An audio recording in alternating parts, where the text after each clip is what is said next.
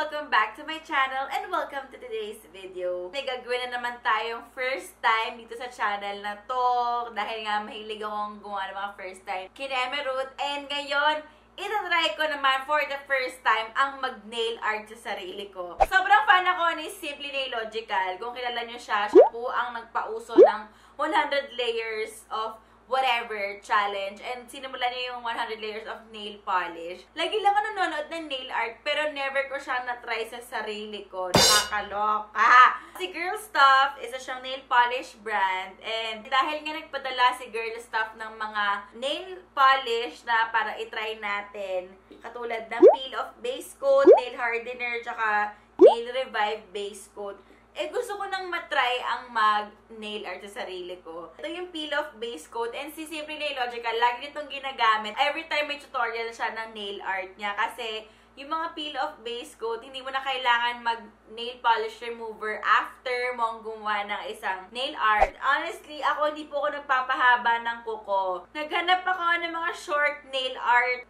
designs. Itatry natin siyang i-achieve kasi hindi talaga ako magaling mag-nail polish. So, magkakaalaman po, ito yung nakita kong parang pwede nating maging peg. O, pak. Yes! Stones. Gusto natin yan. Baka ito pwede nating ma-achieve. Baka lang naman. So, kung gusto mo makita kung paano ba ako magsasucceed or mag-fail sa aking first time to do nail art, please keep on watching!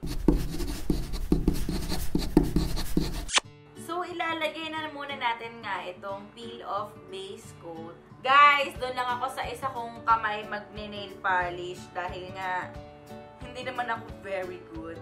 Nakikita niyo ba kung gano'ng katuyot yung mga kuko ko? Nakakahiya! Patutuyuin lang natin tong aking isang kamay. Mahilig talaga ako mag-amoy-amoy ng mga bagay, no? Pero wala siyang amoy na matapang. So, nakikita ko na nagda-dry na siya, and I think it's time. So, please don't judge my skills. Hindi ko natandaan yung huling beses na naglagay ako ng nail polish sa sarili ko kasi nga, lagi na lang ako nagpapaayos. Maglalagay lang tayo ng black na polish. Hindi siya masyadong black, nakakainis. Hindi kasi ito galing sa Girl Stuff. Sorry, lagpas talaga ako mag-polish. Hindi po pure black ang itong nail polish na to. Nakalagay kasi dito, pure black. Blue po siya. Ito ang kausapin yung gumawa ng kulay na to. Since wala naman tayo ng mga silvery kineme, maglalagay lang ako ng mga stones. Tignan natin, no, kung ma-achieve. Nakuha ko lang to sa Watsons, yung mga ganyang pa-nail art. For this one, gagamitin ko lang yung mga triangle. Oh my God, lagpas pa. Try natin yung green, pink. Aba! Ano ba? Pwede na ba? So, ito na yung current na progress ng kuko ko. In fairness, ako nakikita na ko, ha? Hindi ko lang alam sa inyo.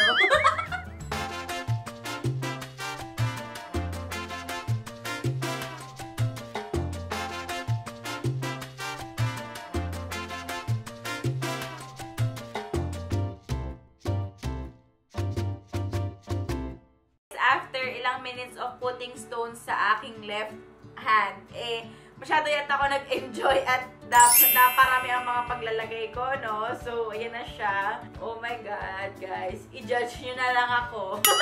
Nakakaloka. So, itong isa, Stars and Moon, mga pag-galaxy ni Mayor. Ito yung una natin ginawa. Tapos, ito, naglagay lang ako ng ibang color ng polish. Tapos, may star na isa. Tapos, ito, tinry ko yung kalahati lang ng nail.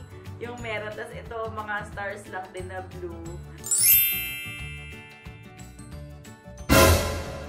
In fairness naman, sobrang na-enjoy ko. Sobrang tedious lang niya. Tapos, siguro nga, mas masarap talaga mag-nail art kapag mahaba yung kuko mo kasi ang daming space. Ang masasabi ko lang, ang hirap niyang gawin kasi nakakaduling pala siya. Kaya po, props talaga sa mga nail technician. Ang gagaling nyo kasi sobrang love and art po yung pag-nail art. Yes, nail art nga diba? So, ngayon, itatry natin kung kamusta nga ba itong peel off base coat. Kung masisira ba niya yung kuko ko or talagang smoothly lang siyang maaalis. So, nakikita natin na medyo struggle siyang maalis kasi may mga stones pa. Gawa nga ng ang dami nating nailagay.